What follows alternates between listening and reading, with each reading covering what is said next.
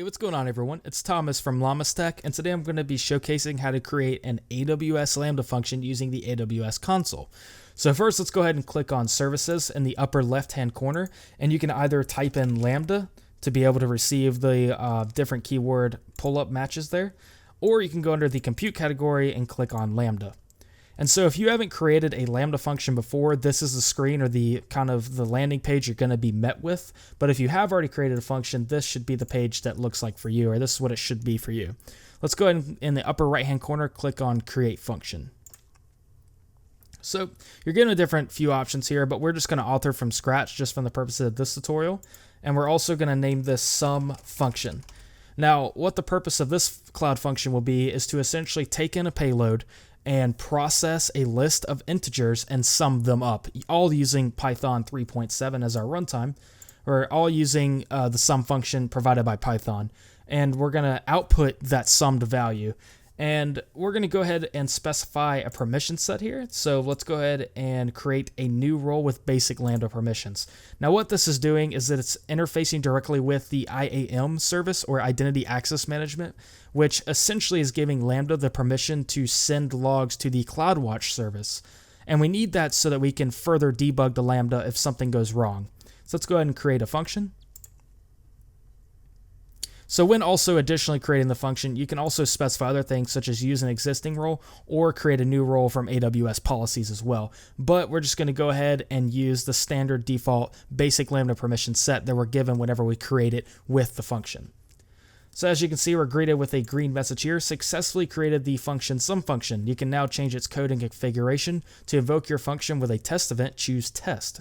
And so just to specify a test payload, I'm going to go ahead and click configure tests. And alright, so we're going to go ahead and specify a new event name. It's just going to be Sum Test. We're just going to use the basic Hello World template, which just provides us 3 keys and 3 values. Let's go ahead and backspace on that and give it just an initial one of numbers, which then is going to be a list of integers. So 1, 2, and 3. As you can see here, a little bit of value is added to the screen. It actually will tell you if your JSON is not parsed correctly, just on the fly. As you can see, we have a trailing comma. If we remove that, it works. So let's go ahead and create this payload. Perfect. So we can now additionally test our function, and we should receive, so looking at the code, you should receive status code of 200 with a JSON dumped body of hello from Lambda. So let's go ahead and test it. And we are given execution results exceeded logs, and we're given this. Perfect. So let's go ahead and go through just the individual components of the Lambda just so you can get a clearer picture. First thing I want to mention here is that this is just a nice little UI, but Lambdas can additionally be defined from other services such as CloudFormation as well. However, let's go ahead and see what resources that the functions role has access to. As you can see, we have Amazon CloudWatch logs, so if we click on that, you can actually see where that create Lambda with basic permissions comes from. So allow logs create log group, create log stream, and put log events, and I will show you what that kind of looks like from that side of things, so that from the CloudWatch service. But for now, just know that we are given create log group, create log stream, and put log events for our Lambda function. Let's go ahead and click on Sum function so we can actually see the properties. You're first given an IDE here. And so in this IDE, you can actually edit the code on the fly, or you can additionally upload a zip function or specify an object key from Amazon S3. And for the purpose of this tutorial, we're just going to be editing on fly, but just keep in mind if you do upload a zip file that if it's over a certain size, then it won't actually display the code in this IDE anymore, but it's still invocable.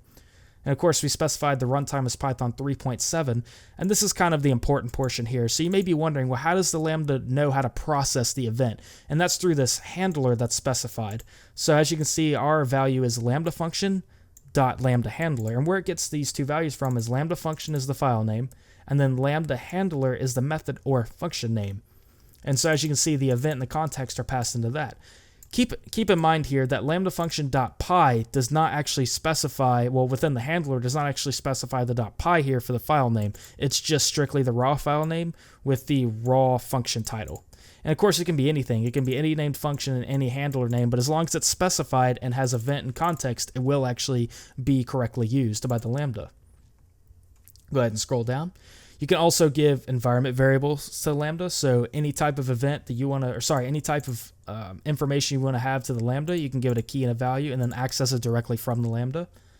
You can give it tags, and tags are very well used or very well known for one, grouping resources together, and two, looking from the AWS billing side of things, which services costed more, and you can actually do that by cost allocation tags. You can also modify the execution role that we initially assigned to it. So you have a service role, some function role, and it gives it this unique hash down at the ending. You can also modify just the basic settings of the Lambda function. So a description, you can allocate up to 3 gigabytes worth of memory. You can also specify a max timeout of 15 minutes. So just keep that in mind when creating these things. If you want a long running process, the Lambda function service may not be for you if it has to be over 15 minutes. However, I would caution you to kind of rethink about the service and how it's been created. Maybe you can actually separate out the individual modules of the long running process into individual functions or microservices. Either way, just know that there is a 15-minute timeout. You can also put your Lambda within a virtual private cloud, which is another AWS service. And you would need to do this if you wanted the Lambda to interface with anything within the VPC, so ECS or RDS, a relational database, or even connect to an EC2 instance, anything like that that's been created within your VPC that the Lambda needs access to. If it's not already public access, then that's how you would give it access. So the Lambda function can exist within your virtual private cloud, and it can actually connect to your other services using internal IP addresses if it's in a specific security group. Or if your EC2, of course, is allowed access to the world, your Lambda function can still connect to it outside of the VPC. You can also set up extra debugging error handling information here, such as X-ray or dead letter Q. For the purpose of this tutorial, we won't actually go over that. So you also have concurrency. You can reserve currency. You can use unreserved account currency. You also have auditing and compliance down here. You can get started on the CloudTrail console as well.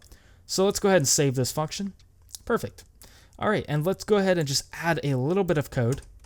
So in the event, I believe we named the numbers. So if we just go ahead and read directly in numbers and see how we're kind of picking from the payload there, because I already know that the payload is going to have numbers in it as configured from the test 1, 2, 3. I know this is going to be coming in as a list. Additionally here, JSON is used from the Boto3 library. So whenever the event is passed to the Lambda function, it is additionally parsed to where it's subscriptable. So just keep that in mind. I can actually directly access it via numbers because it's subscriptable or it's a dictionary object already. Let's go ahead and then return the sum of these numbers. All right, so let's go ahead and click Save, Test, scroll up. Perfect, the execution result did succeed, and we are given 6, simply put. All right, so what if there's an error? So let's just give it a key error here. What's going to happen, right? So let's go ahead and click Save, Test. Oh, we're given an execution failed. And as you can tell here, the stack trace was line number 4 in Lambda handler, numbers event, and then number. And of course, it was a key error. So just know that Lambda functions can display errors as well as successes, which is fantastic. And you also have a log output here. And as said earlier, you can additionally go to the CloudWatch service, or you can click logs right here. And there's different ways to get to this. So if we go back to the actual sum function itself, you can click monitoring and then view logs in CloudWatch. However, if we go back over to the CloudWatch, you can see all the different log streams that were given for each run. So if we click this right here, there should be, yep, perfect. There is the error right there. So you may be wondering, why are there different log streams? Like, does it create one of these each time you run your Lambda function? And the answer is no, not necessarily. So as you can tell here, this was a successful execution, start end report. And this was the failed execution. So each time it creates a new log stream, that means that the Lambda function has been modified. So if I was to run this again with no modifications, it'll post it to this same initial log stream. Refresh, no, you have to give it just a second. It can actually lag here. We'll just give it a second. Go back one more time. And there it is. See, it populated right there. See, there's the same error. So if we go back, I didn't mean to actually click on that. If we go back to the sum function and modify this again, so let's say we actually say numbers, save, test, it'll actually create a whole separate log stream apart from that initial one that we just looked at. And there you go. And of course, the logs are still being fed in. That's just why we don't see start, report, end. So just keep that in mind. You may have noticed that we actually have this separate tab here called monitoring. So let's go ahead and click on that. And just some of the different monitoring or CloudWatch metrics we're given are invocations, duration, error count, and success rate, We also have down here just more CloudWatch log insights. You can actually click on the specific log streams of the recent invocations, the most expensive invocations in gigabyte seconds, all of that wonderful information provided from the monitoring tab. So one more additional thing I wanted to showcase here, you can actually raise your own errors. So let's go back to configuration. So let's just go ahead and have an error capture here.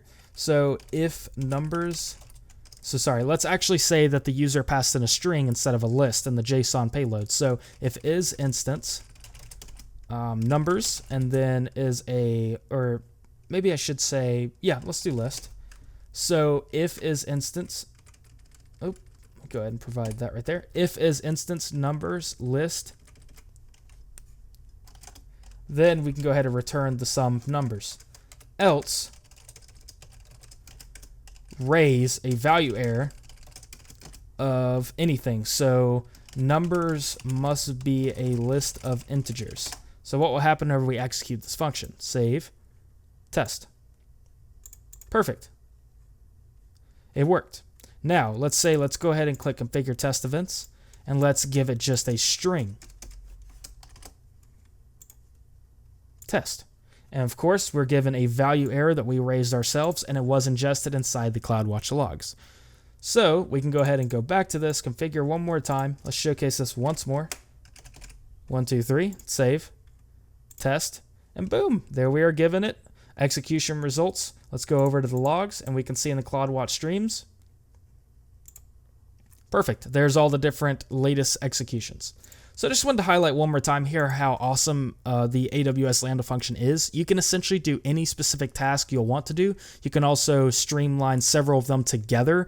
You can even invoke other functions from this function. There's a lot of power to be had within using Lambda functions, so a microservice, as opposed to a long-running service itself on an EC2 instance or something like that. And lots of money can be saved running these functions. So I hope you guys did find this tutorial satisfactory, and I hope that you did learn something. There will be more tutorials upcoming in the future. Probably another one might be creating it from a CloudFormation template, or even how to create it from the CLI, anything like that. But we're also going to additionally expand on this and how to integrate Lambdas with other services. Either way, please stay tuned for the remaining episodes that are going to follow, and thank you so much for watching.